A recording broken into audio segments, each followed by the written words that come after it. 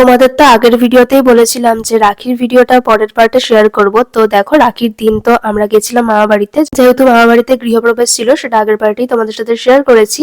তো এখানে আমরা রাখি সেলিব্রেট করছি এবার। কোনোবারই হচ্ছে মামা বাড়ি গিয়ে রাখি সেলিব্রেট করা হয় না, কিন্তু এবার যেহেতু সবাই একসাথে হয়েছি সেই জন্যই রাখি সেলিব্রেট করা হচ্ছে। খুব ভালোভাবে এবার রাখির উৎসবটা কেটেছে।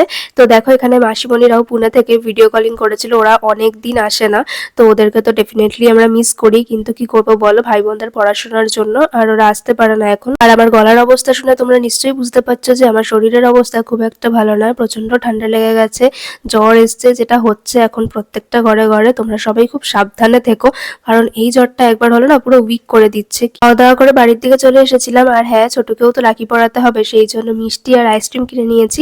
ছোটকে তো আমি নর্মালি রাখি পরাই, তাই কোনো টাইম নেই, যখন ইচ্ছা ওনাকে রাখি পরালেই উনি খুশি। তো এখানে তো আমি কেনা একটা রাখি পরিয়েছি, শুধু সেটা পরালে হবে না, আমি যেগুলো বানিয়েছি সেই রাখিগুলো ওকে পরাতে হবে।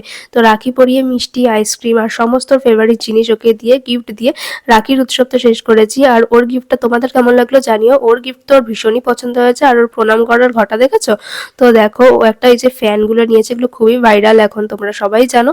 তো চলো আজকের ভিডিওটা এই পর্যন্ত, যদি ভালো লেগে থাকে তাহলে অবশ্যই like, comment, share and please চ্যানেলকে সাবস্ক্রাইব করতে ভুলো না। টাটা।